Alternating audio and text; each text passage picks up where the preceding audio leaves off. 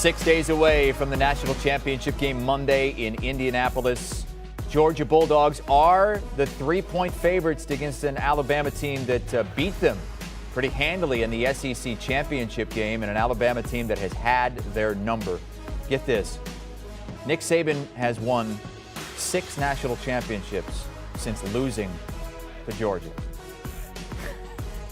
Lost to Georgia in his first season at Alabama, has not lost since. Dennis Dodd joins us here as we hit our college football playoff soundboard. We're going to hear a bunch of different sound bites from players and coaches heading into this game, and Dennis will get your reaction to them. Will Anderson is one of the guys, Dennis, that you talked to recently. Let's play that sound bite. You asked him a question about how he gets himself going for games. You know, the biggest thing, I had a conversation with my high school coach, and he was telling me that your body is your engine, and I'm a car, and the only thing you need to get going is that engine. And anything else that comes with it, any accolades, anything else, that's just to make you look nice. So as long as your engine is going in your car, you're fine. So, for instance, me getting that Nagurski trophy, that was just a pair of rims on my car.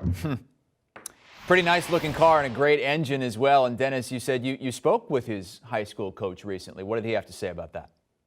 Yeah, I asked that question this week to Will Anderson Jr. just about the Heisman, because there was a lot of people that thought he should have been invited. Now, the issue there is I suspect he wasn't invited because that would have split votes, or did split votes, with Bryce Young, who won the award, but that's another story. Will Anderson is one of the greatest defensive forces in the country, one of the greatest of the Saban era at Alabama. And when I asked him that question, he offered to me what I spoke to his coach about, Clifford Fedd at Dutchtown High School in Hampton, Georgia, is to block out all that noise. Again, your body is the engine. Those awards are rims, if you will, on that car, and you shouldn't pay attention to it. Clifford Fedd told me that they did have a discussion around Heisman time when Will Anderson, there was a conversation to be had there because he wasn't invited to New York. And Coach Fedd told me that, what are you going to do? If you're not going to win it, you're going to get invited to New York, take a few pictures, do a press conference, and fly home. You're better off like this. He did win the Nagurski Award, which is one of the National Defensive Player of the Year awards. So he's fine. Aiden Hutchinson not only made it as the defensive player from Michigan, but finished second in the voting. And I think that might have hurt a little bit, but it's just a discussion point this week of the game. But I'm glad he expanded on the answer. Interesting soundbite there. I'm not sure we hear anything that interesting from Stetson Bennett. The Bama defense picked him off twice in the SEC championship game, and Bennett responded then with a great performance in the semis, letting his game do the talking. This is what he had to say about the rematch with Bama. Do I know this means a lot to a lot of people? Yes. Am I trying to play some kind of savior by winning a national championship for millions of people? No, I don't think that's my job. My job is to go out there and throw completions to very talented people we have on this team. I'm just listening to that. That's the kind of guy I want leading me at quarterback. Really, really even-keeled, Stetson Bennett. Yeah, even-keeled, but he keeps a lot of things bottled up to the point that he doesn't engage on social media. He's not interested in it. And there was a reference last week made by his teammate, Nakobe Dean, the linebacker, that he uses a flip phone. He doesn't even use an iPhone. And so I checked with some people yesterday. I said, is that true? And he said, that's absolutely true. It's a little bit more inconvenient, but he doesn't want to get into what's said about him. And all these guys know what's said about him. They just they use it for motivation. It bothers them, whatever it does. But Stetson Bennett has known throughout the year, throughout his career, he's been in tremendous highs. He's been in tremendous lows. The fan base blames him. They don't. They want JT Daniels. And he had that heart surgeon quote last week where he said, if I was speaking on heart surgery, I wouldn't want to go see me because I don't know anything about heart surgery. And he was making the point that the outside forces, the fans that criticize him, don't know what they're talking about. And so I think that's really interesting. I think he does understand what he is. There's something like the last 6 quarterbacks to win national championships have eventually been first-round draft choices. If Stetson Bennett wins, he may not play pro football. In fact, I would bet he doesn't. So that's what's on him. That's what's on Georgia. He understands this might be his last shot in life at football. So that makes him a really compelling story this week. Yeah, it was a story going into the college football playoff semifinals because a lot of those Georgia fans were wanting to see JT Daniels. All he did was go out there and play a near perfect game. Alabama, though, the only team to score more than 17 points against Georgia this season. They went for 42 against them in the SEC championship game. Kirby Smart says that he thinks that was more the Georgia defense failing, busting, than Alabama really beating them. And this time he thinks they're going to get more pressure on the Heisman Trophy winner. Take a listen. We brought a lot of different pressures. They did a good job on picking those pressures up. And at the end of the day, there's 4 or 5 guys that are one-on-one up there. Somebody's got to win one-on-one. And a lot of times you're better at pressure when you're not on the field as long and you're winning some third downs. We had some really critical third down losses that hey, they didn't beat us. We busted. And you can't do that, not and beat a good football team. You're giving them extra snaps every time that happens, and you can't do that. Dennis, you want to hear that? You want to hear that it was your players that screwed up and it wasn't the other team that beat us? Well, look, at that point, it's just semantics. They didn't beat us. We busted. Well, okay, you busted, but Alabama's good enough to take advantage of that bust, I guess. The difference now for Georgia is that Alabama had lost a couple of offensive linemen in that Cincinnati game. We don't know how they are right now, what grade they're going to be if they're going to play. That will be an advantage for a Georgia line, which got its confidence back against Michigan. But nobody's answered the question is, Bryce Young is not a particularly running quarterback, but he's one of the more mobile quarterbacks I've seen in years, where he avoids the rush and he creates room and he creates lanes down the field. That's what Georgia has to worry about. And look, to motivate Alabama, I'm sure they're talking about this. Alabama's been an underdog twice since October of 2015. That's happened both times in the last month to Georgia. They beat Georgia by 17 the first time. They're an underdog by 3 now. How's that going to work out? I think that's significant in this game and evaluating this game. A lot of people wondering how that is, why Alabama would be an underdog in this game after what we saw them do the last time out in the SEC championship game.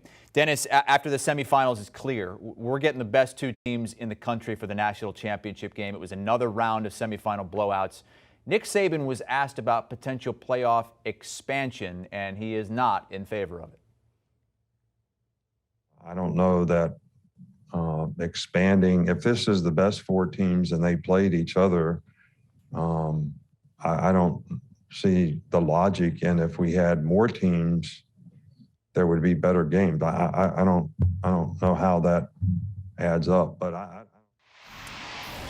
in a rebuttal from my end, I would say this. I mean, if we were in the old BCS formula, it would have been Michigan playing in the national championship game. We know how that would have turned out. We expanded to 4. So that we do give some other teams an opportunity. If we expand it to 8, maybe Ohio State picks somebody off in the quarterfinals or the semifinals. Where do we stand right now with playoff expansion, and what do you think of what Nick Saban had to say? Well, first on Nick, look, he comes at it from an Alabama standpoint. Any scenario which creates more games that Alabama has to win to get a national championship is bad for Alabama. You can see where he's headed. And then part of that, I don't think we played the whole soundbite, is that he said it hurts the bowls. He's been saying that for 15 years, and he's right.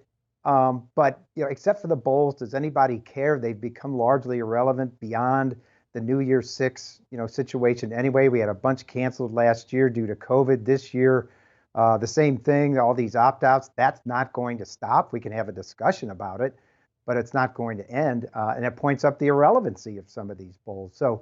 But Nick is being, self-serving in saying, oh, I don't like the playoff, because, look, Alabama goes from having to win 1 game to the national championship to, if they're not an automatic top 4 seed, having to win 3 to get to the national championship. So it hurts their, I guess, pursuit. But look, as Bob Bowlesby said earlier this year to me in Big 12, when all this expansion talk started bubbling up, he goes, does any of this keep Alabama and Georgia or Clemson or Ohio State from being in that Final Four and playing for this every year? And of course, the answer is no. The cream will rise to the top, just like it does in the NCAA tournament.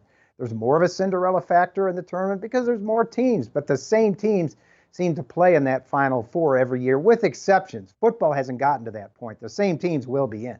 What's the next step as we continue to inch toward potential expansion? Yeah, the CFP commissioners meet Saturday, Sunday, and Monday in Indianapolis to try to thrash this thing through. The thinking being that if they don't get anything done by this weekend or pretty soon after, that we're going to have to live with this current situation, the 4-team playoff, for the next 4 years, because that's what the contract runs through with ESPN. Right now, we're just arguing, okay, are we going to implement it in 2 years? It's getting really, really late to be able to do that for 24, or we're just going to wait till 26, because I think they've agreed on the 12, more or less. I think they've agreed that the next contract is going to be split between multiple rights holders, unless ESPN comes with a monster offer and tears up the current contract, just like every other sport. NFL, baseball, NBA is on multiple carriers for their postseason. Now they're just talking about really how many teams can we get in at large, and what does that protocol look like? There's the argument between 5 automatic AQs of conference winners or the 6 top-ranked teams. They're still arguing about that, and they're nowhere close to resolution. I don't think anything will be decided this weekend. So then we're talking about, really, after that, 4 more years of the same system, Chris. Expansion moving really, really slow. It seems like everything else is moving in hyperspeed right now, whether it's coaches leaving before the season, players opting out, players transferring. I mean, we had Dylan Gabriel, who went to UCLA, and before going there, he went to Oklahoma because Caleb Williams is in the transfer portal from Oklahoma. I mean, crazy stuff, and it seems like the floodgates have now opened with the combination of the transfer portal and name, image, likeness. What are your thoughts on Caleb Williams, who is now basically a super free agent in college football? Yeah, probably the biggest name to enter the transfer portal since it's been around the last 2 or 3 years. And look, fully expected. This isn't going to change. We're not going to roll this back, because the reason we have the one-time transfer in the transfer portal is because the NCAA was legally liable if they kept it in place. I don't know what the exact numbers are, but the average college student transfers, I don't know, once or twice during a college career, or a large percentage of them do. And why? Because they can. And what the NCAA says in its basic bylaws is these athletes have to go through as normal a college experience as the normal student. So why not? Is it inconvenient for the coaches who have to re-recruit them and lose them? Absolutely. Is it full-on free agency? Yeah, absolutely. I think it's fascinating. I can't wait to see where Caleb Williams goes.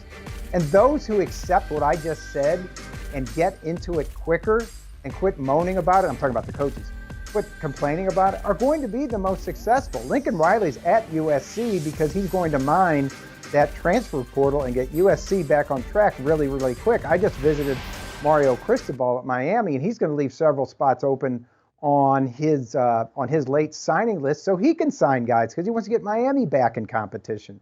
So it is what it is. I don't give these kids, and if you want to, bring in NIL, NIL's not going anywhere either. The drop dead date from Mark Emmert himself, he says he thinks is March, for Congress to intervene and put in a clause or an antitrust exception, to save the NCAA and give them a little bit of leverage in limiting this money. But Congress is showing no effort in a midterm year, showing no inclination to do that. So I think the things we're talking about and living with today are going to go on.